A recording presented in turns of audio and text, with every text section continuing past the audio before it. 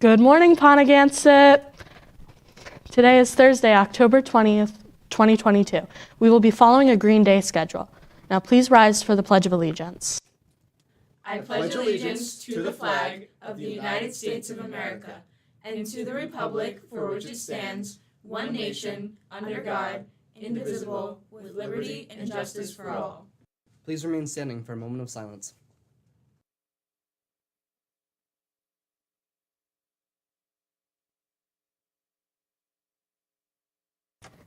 Hi, my name is Bella Genero. I'm Brett. I'm Delia. Welcome back.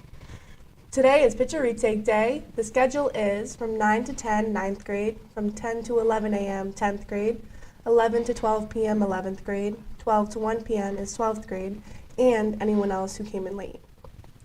Staff can go at any time. All right, any sophomores or juniors or seniors still interested in the National Art Honor Society must come to Tuesday's meeting at 3:39 and get an application. All applications are due on Halloween night, October the 31st, and you can see Miss Lloyd if you have any questions. Okay. The Sophomore Class Council is putting on a free trunk or treat on October 23rd from 10:30 to 1:30 in the student parking lot. Flu season is coming. If you're interested in receiving the flu shot, this year we will be having the flu clinic on November 1st. Please check your school email for information on how to sign up. And as you know, the SAT word of the week is endow, to equip or give. According to the myth, the gods endowed him with the gift of healing. The myth. This week is Digital Citizenship Week, which highlights the importance of helping students, families, and teachers navigate our 24/7 digital worlds. The question to consider today, Thursday, October 28th, is: what is the impact of misinformation online?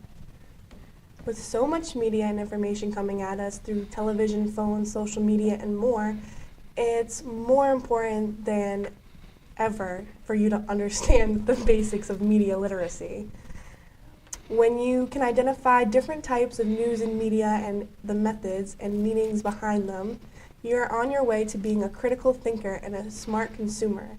Here are a few tips. Right, the first tip is to have healthy skepticism. Analyze the messages around you, from Instagram posts to news headlines, and question the purpose of the words and the images they say. Learn how to use fact-checking tools like Snopes, apparently, and factcheck.org, which everyone clearly knows, when something sounds like fake news. Fake news. This is not fake news. This is WPHS news. Play Spot the Ad. When you see an advertising on a TV or billboard, figure out what the ad is selling. Sometimes it's obvious and sometimes it's not. Explore why certain pictures, sounds, and words to sell certain products. Explore different sides of a story. Use real-life examples to understand how people can view the same situation with totally different perspectives. Sibling conflict can be a great example of how two people can have wildly different opinions about the same event. Talk through controversial subjects and take turns arguing for different sides to help yourself understand various viewpoints. All right, and should you share? Talk through the kind of content you pass along to friends online. What types of things do you like to share? Do you always check to make sure something is true before you share it? And how do emotions factor into your decisions to share things? Have you ever shared something and later found out it wasn't true? Choose a variety of sources. You can get news and information from different places. Where do you get your information, and what tools do you use to decide if something is credible, trustworthy, and fair? Remember things like bias, satire, and clickbait when you are choosing sources for information. Let's go to Ponagansett Sports. Fine.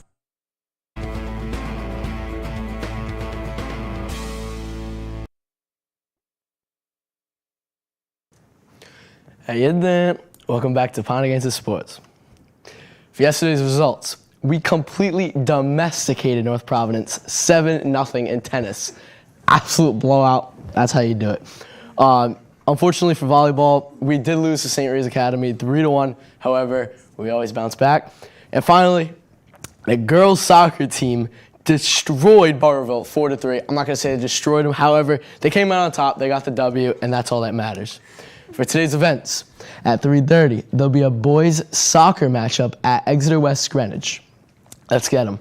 At 4 o'clock, there'll be a boys and girls cross-country invitational matchup at Burrillville. Enjoy the short drive. At 4:45, there'll be a JV volleyball home game matchup versus Rogers. At 5 o'clock, there'll be a JV boys soccer game at EWG. And at 6:30, there'll be a volleyball matchup at home versus Rogers. Now for a message from Ms. Crindell. W4 scheduling, please remember to schedule yourself for Wednesday. Clubs and interests are not mandatory. Academics come first. We are at the halfway mark of the quarter, and it is important to attend extra help sessions for your courses if needed. And finally, there is no cell phone usage during teaching and learning time. At this time, all students, please put your cell phones in your backpacks. Thank you. Have a great Great day, Pontiac.